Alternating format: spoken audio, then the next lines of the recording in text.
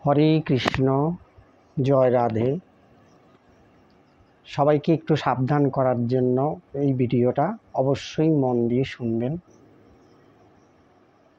আমরা অনেকেই চলার পথে বা জীবনে বাঁচার পথে অনেকে বিভিন্ন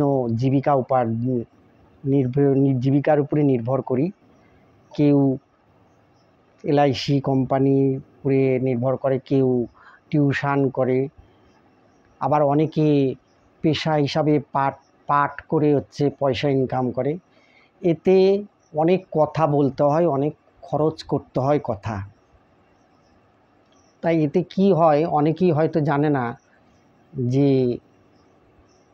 আমাদের জীবনের যে আয়ু, এই বেশি কথা বলার জন্য যে আয়ুগুলো থাকে আমাদের, সেই আয়ুটা এই কথা বলার জন্য বেশি, কথা খরচ করার জন্য বেশি আমাদের সেই আয়ুটা শেষ হয়ে যায়। ফলে আমাদের যতটা বাঁচা উচিত ততটা না বেঁচে আমাদের অকাল মৃত্যু হয়। এর জন্য পুরাকালে সেই মুনি ঋষিগণ কী করতেন না, এক পদ্ধতিতে নিজেদের আয়ুকে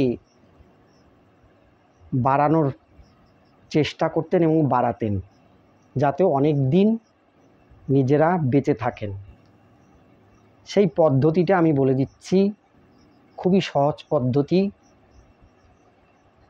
সপ্তাহে 7 দিনের 6 দিন যদি আপনারা বকবক করেন বা কথা বলেন, তাতে আয়ু নষ্ট হয়ে যায়। আর সেই আয়ুটাকে আবার সঠিক জায়গায় ফিরিয়ে আনার জন্য বা ভালো থাকার জন্য সপ্তাহে একটা দিন, যেটা রবিবার দিন আপনারা অবশ্যই সকাল 6টা থেকে সন্ধ্যা 6টা পর্যন্ত মৌন ব্রত করবেন।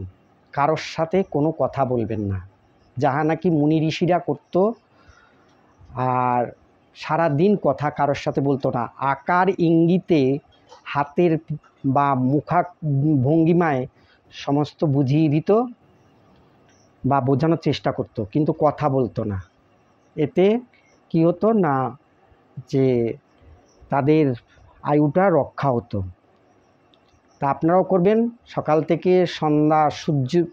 সকালবেলা সূর্য ওঠার আগের মুহূর্ত থেকে সূর্য অস্ত যাওয়ার পর মুহূর্তে আপনারা ঠিক নিজের ইষ্ট মন্ত্র জপ করে ওই সন্ধ্যাবেলা আপনারা অবশ্যই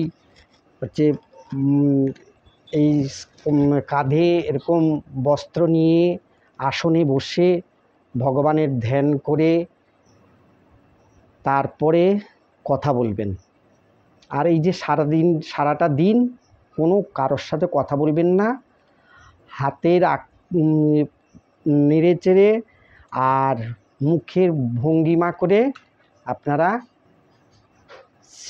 এটাকে অবশ্যই পালন করার চেষ্টা করবেন। এটাকে বলা হয় মৌন ব্রত। এই ব্রতটা পালন করলে দেহটাও ভালো থাকে এবং মনটাও ঠিক থাকে। আর কি হয় না, নিজেদের আয়ুটা রক্ষা হয়। মৌন ব্রত অবশ্যই আপনারা পালন করবেন। জয় রাধে, হরে কৃষ্ণ।